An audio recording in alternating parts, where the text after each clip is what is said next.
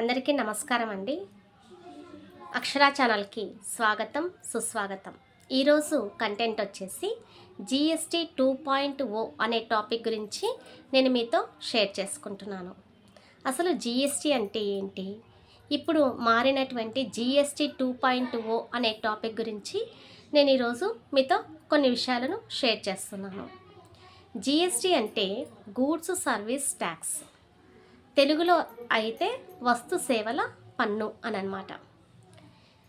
మన భారతదేశ ఆర్థిక వ్యవస్థలో అత్యంత మార్పు తీసుకొచ్చింది ఈ జిఎస్టీ. ఈ జిఎస్టీని మొట్టమొదట 2017 సంవత్సరంలో జూలై 1వ తేదీన అమల్లోకి తీసుకొచ్చారు.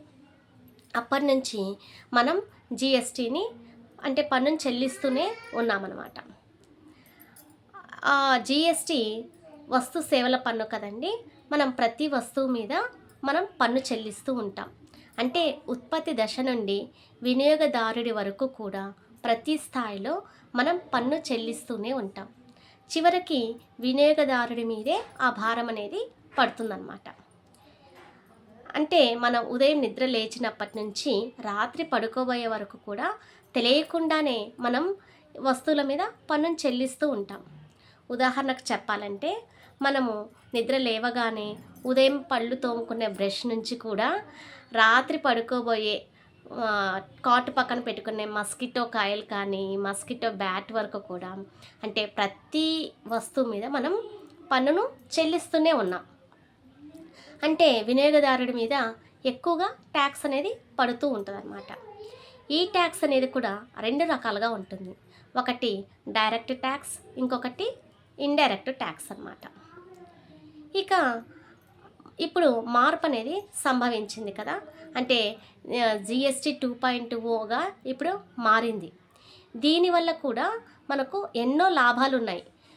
ఇదివరకైతే మన కిరాణా సామాగ్రి కానీ వస్తువులు, పాదరక్షలు, దుస్తులు, తర్వాత నిత్యావసర వస్తువులు, ఇలా ఏ విషయంలో అయినా సరే మనం జిఎస్టీని చెల్లించే వాళ్ళం.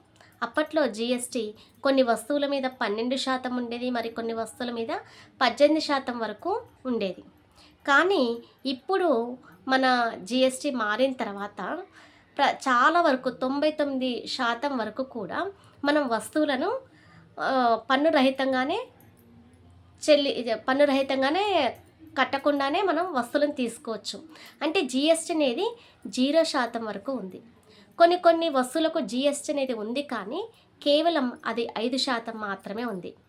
ఇంకా ఈ ఆరోగ్య బీమాలు కానీ లేకపోతే విద్య, వైద్యం వీటికి సంబంధించి అసలు జిఎస్టీ లేకుండా అంటే పన్ను రహితంగా ఉంది. ఇది నిజంగా చెప్పుకోదగ్గ విషయం. ఇది పేద ప్రజలకు కానీ మధ్యతరగతి ప్రజలకు కానీ మన ప్రభుత్వం మనకు ఒక సూపర్ గిఫ్ట్గా ఇచ్చిందనమాట.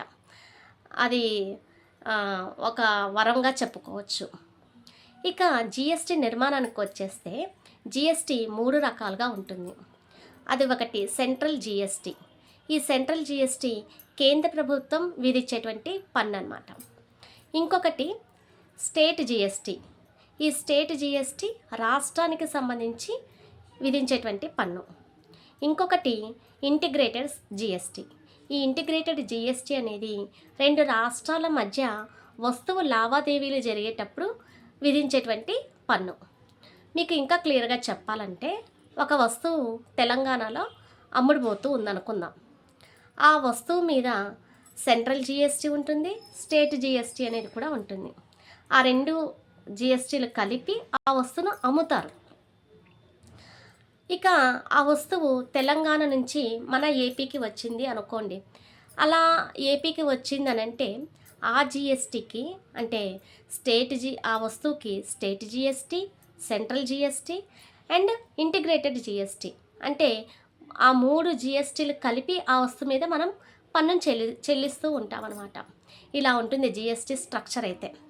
మరి ఈ జిఎస్టీ ఇలా ఉండేది కదా. ఇప్పుడు కొన్ని వస్తువుల మీద అంటే పన్ను రహితంగా చెల్లిస్తున్నాం కాబట్టి మనం చాలా వరకు సేవింగ్స్ చేసుకోవచ్చు. అంటే పన్ను లేకుండా వస్తువుని తీసుకుంటున్నాం కాబట్టి చాలా వరకు మనం సేవింగ్స్ చేయొచ్చు. ఉదాహరణకి ఒక వ్యక్తి 15,000 సంపాదించుకుంటున్నాడు అనుకోండి. ఆ 15,000 సంపాదించుకుంటున్నప్పుడు గతంలో అయితే నెల సరుకులు కానీ, నిత్యావసరాలు అంటే నెల మొత్తానికి సంబంధించి ఒక 13,000 వరకు ఖర్చయిపోయిందనుకోండి. కేవలం 2,000 మాత్రమే అతడు సేవింగ్స్ చేసుకునేవాడు. అలా ఉండేది. ఆ 2,000 దేనికో దానికి మళ్ళీ ఖర్చయిపోతాయి. లేదంటే కొంతలో కొంత మిగిలించుకున్న ఒక 2,000 మాత్రమే మిగిలించుకునేవాడు. కానీ ఇప్పుడు జీఎస్టీ 2.0 అనే జీఎస్టీ అంటే మారింది కదండీ! దీనివల్ల మనం ట్యాక్స్ కట్టకుండా ఉంటున్నాం కాబట్టి, మనం ఎంతో కొంత సేవింగ్స్ చేసుకోవచ్చు. ఇప్పుడు అదే వ్యక్తి 15,000 సంపాదించుకుంటున్నాడు అనుకోండి. ఇక నెలంతా ఖర్చు పెట్టిన 10,000 వరకు ఖర్చవుతుంది. మిగిలిన 5,000 వరకు కూడా 5,000 వరకు సేవింగ్స్ చేసుకోవచ్చు. అలా అంటే 5,000 దాచినట్టే కదా! సేవింగ్స్ అయినట్టే కదా! కాబట్టి పేద ప్రజలకు కానీ, మధ్యతరగతి ప్రజలకు కానీ ఈ జీఎస్టీ ఒక వరంగా చెప్పుకోవచ్చు. మనకు ఒక సూపర్ గిఫ్ట్‌గా ఇస్తున్నాడు మన ఎన్డీఏ ప్రభుత్వం అన్నమాట. ఈ పన్నులు చెల్లిస్తాం కదండీ! ఆ పన్నులన్నీ కూడా ఎలా ఉపయోగపడతాయంటే, మన ప్రభుత్వాలను నడపడానికే ఉపయోగపడతాయి. ఉదాహరణకు రోడ్లు వేయటానికి కానీ, లేకపోతే ఒక బ్రిడ్జెస్ కట్టడం కానీ, తర్వాత ట్రాన్స్‌పోర్ట్ విషయంలో కానీ, ఇలా మనకు విధించినటువంటి పన్నును ఆ ప్రభుత్వము ఇలాంటి ఖర్చులకు ఉపయోగిస్తుందన్నమాట. అలా జీఎస్టీ అనేది ఉంటుందన్నమాట. ఇక జీఎస్టీ స్ట్రక్చర్ చెప్పినాం కదా! ఈ జీఎస్టీని అమల్లోకి తెచ్చింది మొట్టమొదట మన తమిళనాడే అన్నమాట. ఇలా మన జీఎస్టీ మొట్టమొదటిసారిగా అమలైనటువంటి రాష్ట్రం వచ్చేసి ఈ తెలంగాణనే అన్నమాట. ఇక వెహికల్స్ విషయానికొస్తే car, scooter, cycles, mini cars, తర్వాత ట్రాన్స్‌పోర్ట్‌కు సంబంధించి చాలా వెహికల్స్ ఉన్నాయి కదా! ఈ వెహికల్స్ అన్నీ ఇప్పుడు భారీ సంఖ్యలో అంటే జీఎస్టీ అంటే తగ్గింపు ధరల్లో మనకిప్పుడు లభించబోతున్నాయి. అంటే జీఎస్టీ లేకుండా మనం ఇంకా ఇప్పుడు కొంటామన్నమాట.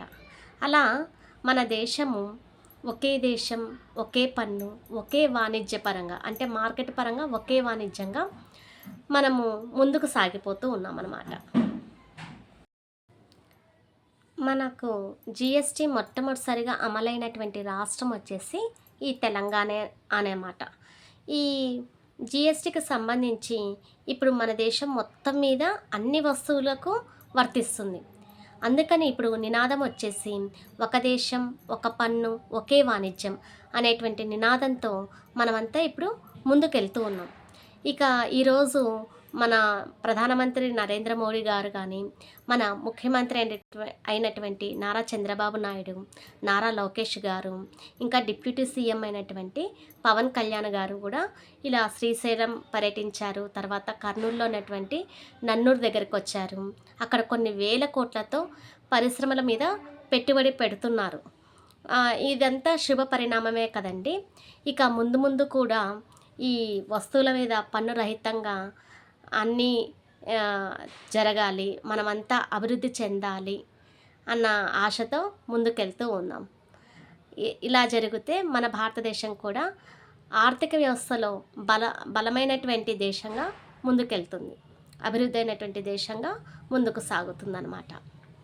ఇక ఈ కంటెంట్ మీకు నచ్చినట్టయితే లైక్ చేయండి, షేర్ చేయండి, సబ్స్క్రైబ్ చేయండి ఫ్రెండ్స్. Thank you.